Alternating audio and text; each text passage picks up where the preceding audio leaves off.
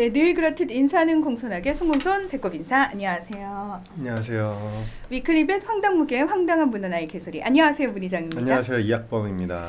요즘 날씨도 춥고 네. 시국도 어수선하지만 네, 네. 늘 또 관심을 가지고 있어야 되는 부분들을 놓쳐서는 안 되잖아요. 그럼요. 예, 저희 위클리벳 또 수의계에 대한 관심 끊임없이 저희가 보내고 있는데 네. 오늘은 수의계와 관련된 나쁜 소식과 좋은 소식 두 네. 가지를 준비해 오셨는데 네. 보통 우리 그렇게 얘기하잖아요. 나쁜 소식과 좋은 소식이 있어. 어떤 것부터 듣고 싶어? 이렇게 물어보잖아요. 네. 혹시 어떤 것부터 전하고 싶으세요? 저는 이 나쁜 소식부터 얘기를 하고 싶습니다.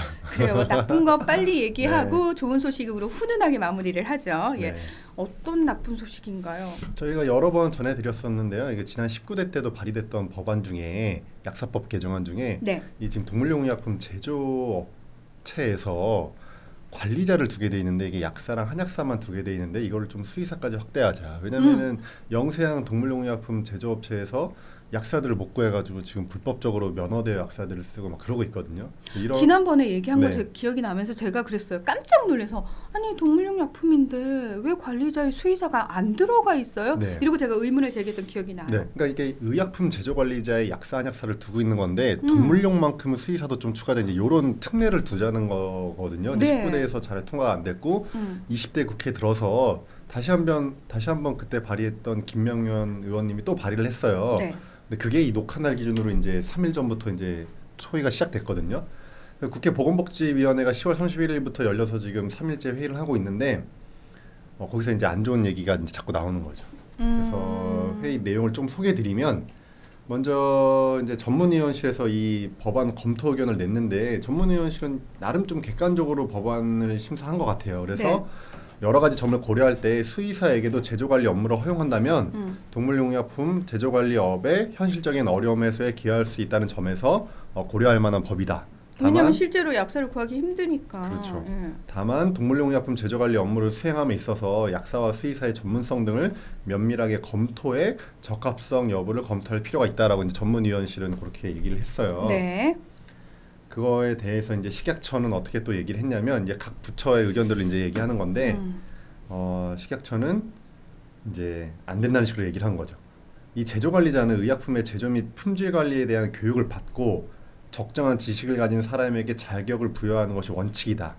네, 수의사의 교육과정과 수의사법상 직무 범위. 수의사법에 있는 수의사의 직무 범위가 동물진료 보건위생검사 이런 거거든요. 축산물위생검사. 네. 이런 걸 고려할 때 제조 품질 분야에 대해서는 수의사의 전문성을 인정하기가 곤란하다. 그리고 6년제 약대가 시행됐잖아요. 네. 그 약사들이 이제 매년 1,500명 이상 배출되고 있기 때문에 인력 수급에 대한 우려도 이제 해소됐다.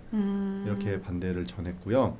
이틀 뒤에 이제 법안 심사 소위 그 보건복지위원회 안에 법안 심사 소위원회가 녹화날 기준으로 어제 열렸거든요. 네. 여기서는 뭐 그냥 가차 없이 이제 비난을 했습니다. 그래서 식약처에서 관계자가 왔어요. 차장이 왔어요. 유무영 차장님이 오셔서 수의사 교육 과정을 전반적으로 고려하고 동물용의약품 제조와 관련된 어떤 제조 품질, 환경 관리, 종업원 교육 등을 살펴볼 때 이건 수용하기 어렵다라고 얘기했고요. 그거에 대해서 이제 국회의원들도 맞장구를 쳤는데요. 먼저 새누리당의 김승희 의원님이 수의사까지 확대해달라는 것은 동물에 대한 안전관리의 사항인데 의약품을 만드는 것은 수의사 교육 과정에도 없고 약사 인력이 없지 않은 상황에서 이를 받아들일 수가 없다 이렇게 얘기했고요. 이거에 대해서 네. 뭐 전혜숙 의원님, 박인숙 의원님 이런 분들도 이제 다 동감을 했습니다. 그래서 오늘 회의가 열리는데 아마 이제 뭐 상정이 안 된다고 봐야겠죠. 이렇게 부정적인 의견들이 나왔기 때문에. 그런데 제가 얘기하고 싶은 거는 이 법안심사소위원회에 사실 이 김명현 의원님, 발의한 의원님도 이 보건복지위원회 소속 의원님이세요. 근데 법안심사소위원회가 아니라 예결위에 있거든요. 네. 그래서 이 회의에 이제 못 들어간 거죠. 그러니까 자기 그렇군요. 의견을 내지를 못하는 거죠.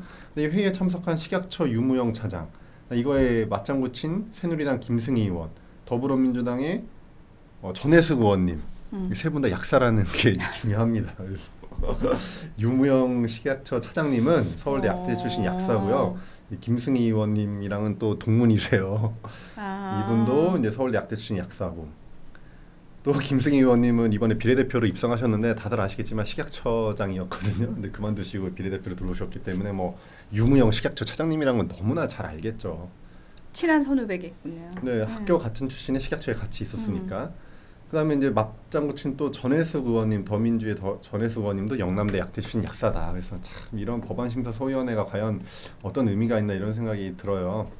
근데 저는 여기서 사실 두 가지를 좀 지적을 하고 싶은데, 소위 그 수의사로서 수의사의 양심으로 정말 그렇게 동물약품 제조 관리 업무를 수의사로 확대하면 안 되는 건지에 대해서 솔직한 얘기를 좀 들어보고 싶고, 네. 또 하나 지금 얘기를 하신 분들이 다 약사 출신이잖아요. 우리가 흔히 그 본인의 출신 성분의 영향을 가장 크게 받는다라고 얘기를 한다면, 아니 이 논의에 약사들끼리 얘기하면은 당연히 편향된 얘기가 나올 수밖에 없지 않나, 네. 이런 생각도 들거든요. 그러니까 지금 이 정도로 뭐 인력 구성이 돼 있다면 과연 보건복지위원회에 관련된 약사법이 약사들한테 불리한 쪽으로, 그러니까 국민 전체 얘기 올라가는 쪽으로 단 한 개라도 통과될 수 있을까, 이제 이런 생각이 들고요. 첫 번째 질문 답변 드리면 당연히 가능하다고 생각을 하는 거예요. 이게 네. 전체 의약품 제조업체 관리자 자격을 한의학사에서 수의사까지 확대하자는 게 아니라 동물용만 특례를 만들자는 거거든요. 근데 이미 이런 특례들이 있어요. 예를 들면은 이런 거죠. 지금 동물약품 제조업체, 그 의약품 제조업체가 창고를 갖고 있잖아요. 이 창고 면적 기준이 있거든요. 어느 정도 이상은 면적 기준을 가져야 된다. 근데 이것도 동물용 의약품은 훨씬 작은 평수로 특례 조항을 만들어놨어요. 약사법에. 그러니까 동물용은 인체용에 비해서 조금 특성이 있다고 인정을 해주는 거죠. 그리고 다른 약, 전체 약은 아니지만 동물용 백신, 생물학적 제조할 때는 수의사도 제조 관리 업무를 할 수 있도록 또 특례를 만들어놨거든요. 그러니까 이미 동물용의 어떤 이런 거에 대해서는 수의사까지 할 수 있게끔 특례가 있다는 거예요. 창고 면적도 적어도 되고. 그러니까 이것도 그런 측면에서 영세한 동물용 의약품 제조업체들이 약사를 못 구하는 문제를 해결하기 위해서 개선시켜주는 게 맞지. 이거를 정말 이렇게 약사 출신 정부 관계자랑 약사 출신 국회의원들끼리 어쩌고 저쩌고 얘기해가지고 그냥 이렇게 통과 안 시키는 게 맞나, 이런 생각이 드는 거죠. 그러니까 뭐 의무적으로 수의사를 고용하라는 것이 아니라 그렇죠. 제조관리 업무를 수의사로 확대하는. 확대. 그래서 그렇죠. 그 뭐 동물약품을 만드는 곳에서 뭐 약사를 고용할 수도 있고 수의사를 고용할 수도 그렇죠. 있고 본인의 선택에 따라서. 그렇죠. 다만 그 범위를 동물약품이기 때문에 그렇죠. 수의사까지 확대하는 것이 훨씬 더 네. 뭐 여러 면에서 좀 좋지 않은가라는 네. 지금 얘기를 하시는 맞아요. 거잖아요. 그러니까 이게 그 창고 면적 나올 때도 원래 전체 창고 면적이 작았다가 이제 딱 늘렸었는데, 이 규제가 갔을 때 동물용 의약품은 너무나 영세하기 때문에 다시 다른 법이 발의돼서 동물용 의약품은 특례로 빼준 거거든요. 그러니까 이런 개념이라고 보시면 될 것 같아요. 네. 전체 의약품이 아니라 동물용 의약품에 대해서만은 정말 우리 일반 사람약 제조 회사랑 동물약 제조 회사 비교해 보면 정말 말도 안 되게 영세하고 매출도 작고 규모도 작거든요.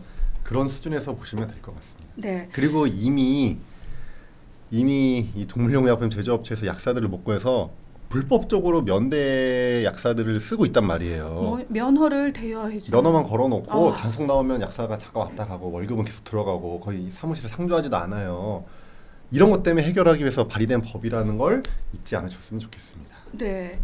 뭐 저희가 국회의원들에게 위임을 할 때는 그분들의 어떤 전문 분야라든지 이런 부분들 충분히 존중해서 국민들이 위임을 한 거잖아요. 그렇다면은 본인의 입장, 본인의 출신 성분보다는 전반적으로 국민들을 위해서 어떤 부분들이 더 이익이 되는가, 더 유리한가, 더 도움이 되는가, 이런 측면에서 좀 논의를 해주십사 다시 한번 부탁을 좀 드리고 싶습니다. 예. 자, 이제 빨리 좋은 소식 얘기해요. 네, 제가 점점 또 열이 받고 있어가지고 좋은 소식으로 넘어가야 될 것 네. 같은데, 그 우리 7월 7일날 그 대통령이 주재한 무역투자진흥회의에서 반려동물 산업이 앞으로 키워야 될 5가지 신산업에 들어갔다는 말씀 드렸잖아요. 그래서 네. 저희가 그 내용까지 소개해드렸는데, 그 뒤로 농식품부에서 그거에 대한 세부 대책을 지금 마련하고 있어요. 그래서 곧 세부 대책이 발표될 예정인데, 그 안에 있는 내용들이 이제 긍정적인 내용들이 좀 많이 담겼거든요. 그러니까 긍정적인 내용이라 하면은 평소에 저희 위클리 벳에서도 계속 계속해서 필요하다고 필요합니다. 했던, 이 네. 부분 뭐 확충돼야 되고요. 네. 수익에서 그동안 목소리를 계속 높였던 그런 부분들에 대한 얘기겠죠. 그렇죠. 그래서 몇 가지만 소개해드리면, 이게 되게 방대한 내용이 담겨 있는데 그 중에서 몇 가지만 소개해드릴게요. 네. 일단 동물보호복지 전담부서 좀 만들자. 제발요. 맨날 얘기했잖아요. 지금 이 2명에서 농식품부 안에 5급 사무관 하면 6급 주무관 하면 2명에서 이 동물보호복지 전체 업무를 다 하고 있는데 말이 되냐. 그래서 동물보호과 정도는 만들어야 된다 맨날 얘기를 했는데, 맞아요. 그 계획에 담겼어요. 근데 과까지는 아쉽게는 안 됐고, 이제 동물복지 팀을 만드는 쪽으로 이제 거의 합의가 됐나 봐요. 근데 이제 이 농식품부 관계자 얘기를 들어보면은, 이게 조직을 확대하려면 이제 공무원 조직이니까 행자부랑 논의를 해야 되는데, 하도 이 강아지 공장 이슈가 크게 터지고 국회에서도 그렇고 동물보호단체도 그렇고 목소리가 높았잖아요. 동물 이거 말이 안 된다 2명은. 그래서 굉장히 협의가 잘 됐대요. 네. 순식간에. 그래서 3명을 더 늘려서 이제 5명으로 조직된 동물복지팀이 내년 1월, 2월 중으로 거의 발족될 것 같다 이런 얘기를 했는데 조직 숫자도 늘어났고요. 이 급수도 올라갔어요. 그래서 4.5급이 1명, 5급 사무관이 2명, 6급 주무관이 2명, 5명으로 된 동물복지팀이 발현될 것 같다라고 얘기하고 장기적으로는 과까지 만들어서 지금 농림축산검역본부에도 동물보호과가 있거든요. 그래서 2개 과를 정부에서 좀 운영하는 그런 시스템을 만들겠다 이렇게 계획이 담겨 있습니다. 아직 결국은 안타깝긴 참, 한데 예. 이거에 대해서 이제 또 동물복지 국회 포럼 공동대표인 박홍근 의원님은 좀 속도 좀 더 내자. 내가 봤을 땐 과도 늦었는데 사실 국이 필요한데 팀으로는 약간 부족하다 이런 얘기를 하긴 했는데 어쨌든 그래도 굉장히 몇 년 만에 이게 늘어나는 거거든요. 그런데 의미가 있다고 보면 될 것 같습니다. 그렇게 좀 자극적인 일이 있어야지만 이런 게 그러니까요. 고쳐지는 게 좀 가슴이 아프긴 네. 한데 어쨌든 정부 부처에서 시작이 됐으니까 각 지자체로도 또 확대가 됐으면 좋겠어요. 저는 너무 좋은 지적했습니다. 그래서 이거 정부 관계자랑 동물복지국회 포럼이랑 간담회를 했는데요. 거기에 이제 김재수 장관이 직접 왔고 또 이 담당 국장이 직접 왔고 동물복지국회 포럼 국회의원분들이 왔는데 이 계획을 받아보고 정의당의 이정미 의원님이 딱 그 얘기하신 거예요. 중앙정부에 늘어나는 거 좋다. 이거에서 각 지자체에도 이제 관련 동물보호과나 팀이나 이런 게 생겼으면 좋겠다. 지금 서울시에 동물보호과 있고요. 그다음에 관악구에 동물보호 팀인가 만들었고 동물복지팀인가 반려동물 팀인가 만들어졌고요. 그거 따라서 해운대구에도 동물보호 팀이 또 만들어졌거든요. 이런 식으로 지자체도 이런 팀이나 조직이 만들어질 수 있게 정부에서 좀 이렇게 하면 좋을 것 같아요. 네, 뿐만 아니라 그 각 지역 주민들이 좀 관심을 가지고 계속해서 좀 네. 요구를 할 필요도 있어요. 네. 그렇게 이제 조직이 확대된다는 말씀드리고요. 네. 그다음에 예산도 또 이제 확보가 될 것 같습니다. 자, 네. 예산 얘기를 하면서 제가 너무너무 놀랐었던 네. 기억이 나요. 그럼요. 생각보다 너무 적어가지고. 네. 1년에 동물보호 복지 관련 예산이 10몇 억밖에 안 돼요. 그것도 저희가 소개 다 해드렸죠. 원래 48억이 요구된데 탁 깎여갖고 15억인가 17억 정도가 쓰였는데 그래서 왜 그때 네. 기억나요? 아니 이런 거 캠페인 좀 했으면 좋겠는데 네. 왜 안 해요? 그랬더니 홍보 캠페인할 캠페인 돈이 예산이- 없다고. 지금 그러니까 2015년에 네. 동물보호 캠페인에 쓴 예산이 1.8억밖에 안 되잖아요. 그것도 3억 요구했는데 그것도 1.2억이 깎여갖고 뭐 이런 식으로 뭐 정말 말도 안 되게 적은 예산이었는데 네. 그게 지금 거의 93억까지 올라가 있어요. 근데 이게 이제 홍보 캠페인 예산도 늘어나는 것도 있는데 지금 전국에 지자체 중 몇 군데에 반려동물 복지센터인가 동물보호 센터 같은 큰 어떤 시설이 들어가거든요. 그 시설 설립할 때 이제 정부 중앙 예산이 들어가려고 거기에 포함돼서 확 늘어난 감이 있는데 어쨌든 웬일이래? 웬일이래. 진짜 웬일이래? 93억까지 4배 가까이 올려서 이제 올라갔는데 더 대박인 건 상임위에서 이게 또 13억 3천만 원이 증액이 돼가지고 지금 거의 100억이 넘게 예결위까지 올라가 있는 상황이거든요. 그래서 아니 잠깐만요. 네. 아니 그렇게 줄 수도 있었던 건데 지금까지 그 애를 태운 거예요? 못됐다. 그러니까 이게 어떤 하도 오래 동물보호 관련된 이슈가 너무 크게 터지고 국민 전체적인 공감대를 얻었잖아요. 그러니까 이제 국회에서도 생각이 바뀌는 것 같아요. 야. 상임위에서 13억 3,900만 원이 올렸대요. 너무 이게 쉽게 올라갈 줄 몰랐는데. 그래서 이제 이게 계획대로 예결이 다 통과되고 뭐 기재부에서 잘 협의만 되면은 내년에 네. 최초로 우리나라 역사상 최초로 동물보호 관련 예산이 이제 100억이 넘는 그럼 좀 사업다운 사업을 할 수 있는 그런 시점이 올 수도 있을 것 같습니다. 정말 저는 이거 사실은 우리가 왜 지금까지는 늘 어떤 이슈가 터지고 나면은 들끓었다가 조용해지고 들끓었다가 조용해지기 때문에 어떤 구체적인 결과물로 저희가 나타난 적은 거의 없었거든요. 맞아요. 근데 이번에는 저희가 작정하고 계속해서 관심을 맞아요. 기울였잖아요. 네, 그 강아지 공장 이슈가 터졌을 때 바로 며칠 뒤에 동물보호단체랑 수의사단체가 4개의 사항을 요구했어요. 강아지 공장 전수조사해라, 벌금 상향해라, 그다음에 이제 자가진료 없애라. 그다음에 마지막으로 얘기한 게 동물보호 전담부서 조직이랑 예산 확보해라. 이 네 번째 게 굉장히 부족하지만 그래도 어느 정도 한 발자국 발은 뗐다. 뭐 그런 말씀을 드릴 수 있을 것 같습니다. 그리고 이 세부 대책은 곧 발표될 텐데 사실은 세부 대책 내용을 제가 미리 좀 봤는데 네. 또 뭐 정말 말도 안 되는 내용도 많아요. 이게 세부 대책이 네. 산업 육성 대책인데 동물 보호를 신경 안 쓸 수가 없다 보니까 저희가 여러 번 지적했잖아요. 그래서 이름이 또 반려동물 보호 및 관련 산업 육성 세부 대책인데 산업 육성에 초점이 가 있다 보니까 좀 아. 동물 보호 측면에서는 말도 안 되는 여러 가지 계획들이 담겨 있는데 그런 것까지 얘기할 상황은 아닌 것 같고 어쨌든 이런 긍정적인 면도 있다. 그렇게까지만 말씀드리겠습니다. 네, 왜 저희가 예산을 확대할 수 있는 방법 이번에 확실하게 학습을 했잖아요. 네, 그렇죠. 예, 끊임없이 관심을 가지고 계속해서 요구를 하면은 분명히 된다라는 것. 물론 굉장히 힘든 시간들이었고 그리고 앞으로도 이게 시작이고 해야 될 일이 더 많거든요. 네. 그리고 계속해서 또 관심을 보이지 않으면은 언제 또 깎일지 모를 뿐만 맞아요. 아니라 언제 또 관심에서 멀어질지 모르는 맞아요. 상황이거든요. 예. 끊임없는 관심이 중요할 것 같아요. 그렇습니다. 그러니까 우는 아이 젖준다라고 얘기를 하는데 진짜 엄청 울었죠 올해.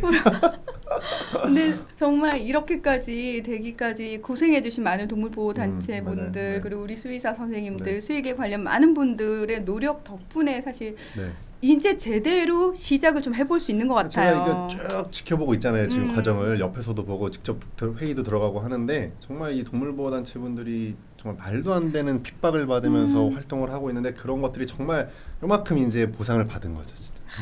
예. 안타깝지만. 항상 저희가 사실은 저희 모두가 해야 될 일이고 정부가 해야 될 일인데 나서서 해주신 동물보호단체분들한테 늘 감사하다는 말씀 좀 드리고 싶고요. 더불어서 위클리벳이 또 끊임없이 그 관심들을 여러분께 또 일반인 분들에게 계속해서 또 전파하는 역할 제대로 해야 되지 않겠습니까? 맞습니다. 예, 자 이제 시작입니다, 여러분. 뭐 됐으니까 손 놓고 잘 되겠지. 안 됩니다. 예. 끝까지 여러분이 관심을 가지고 또 계속해서 동물들을 위한 올바른 요구들을 할 수 있고 그 목소리를 낼 수 있도록 저희 위클리벳도 끝까지 함께하겠습니다. 네, 오늘 위클리벳은 여기서 마무리하겠습니다. 함께해 주셔서 고맙습니다. 감사합니다.